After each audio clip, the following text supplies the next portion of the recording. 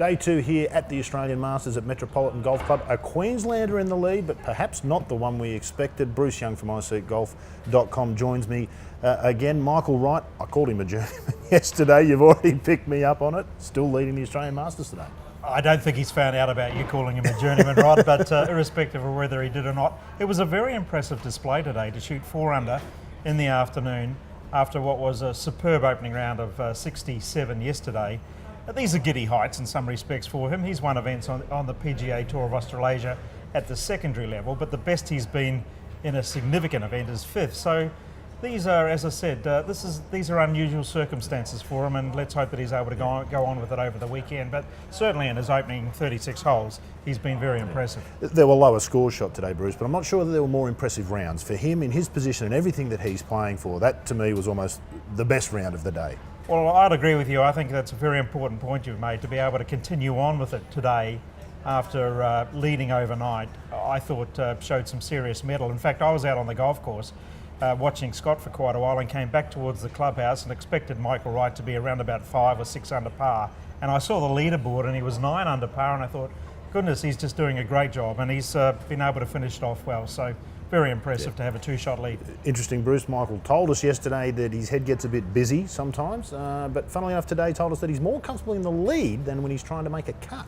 I'm way more nervous when I'm trying to make a cut than I am in the lead of the tournament, because I'm confident and I know that I'm swinging well, and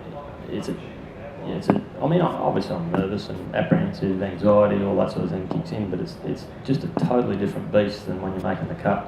Bruce, not the only one in the tournament. 11 players within 5 shots of the lead. Paul Spargo is sitting at 7 under, 2 behind Michael Wright. Then we've got the amateur Todd Sinnott, who was pretty impressive today, and the man no one's talking about, Richard Green.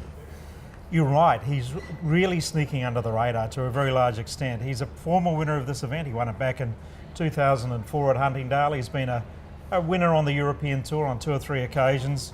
But that's kind of Richard Green in many ways, isn't it? He just typically sneaks under the radar, but he's shown that he is a very, very fine player. You don't win events on the European Tour and stay on the European Tour for as long as he has without having some serious game, and he does have a lot of sandbelt experience and success on the sandbelt as well. Yeah, absolutely. A local boy, Matthew Guyatt and Anthony Howson, some other impressive scores there. But Bruce, as we said yesterday, the main focus of this event, the world number 2, Adam Scott, a much better performance today, and he's well in this tournament. Well, I think he could be forgiven for yesterday's round. There was a bit of rust there. You couldn't help but have rust after 2 months away from tournament golf.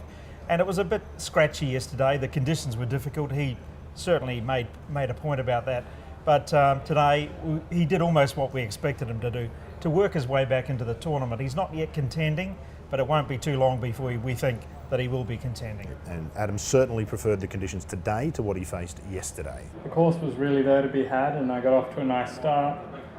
Through 10 holes, I was feeling pretty good, but unfortunately things slowed up on the back 9, and a couple random wedge shots cost me really my momentum for the day. But I've kind of moved up some positions on the board and within shouting distance at least of the lead.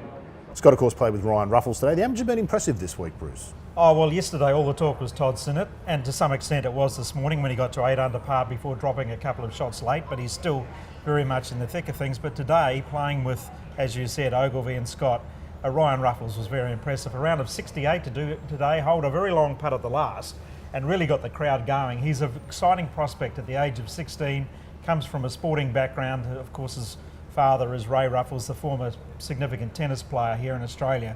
So he's got some genes and he's got some serious golf game, and he displayed it today. Yeah, everybody thinks he's the goods, including Adam Scott. It'll be fun to watch him play over the next few years and develop. I mean, he's really young. Is he 17? 16. I mean, it's so young.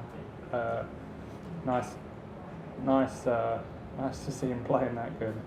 Well, Bruce, it's been a fantastic day's play here at Metropolitan. Looking forward to round 3 tomorrow. Conditions today just so much better, and really now set up for a fabulous weekend, especially now that Adam Scott's back in the mix.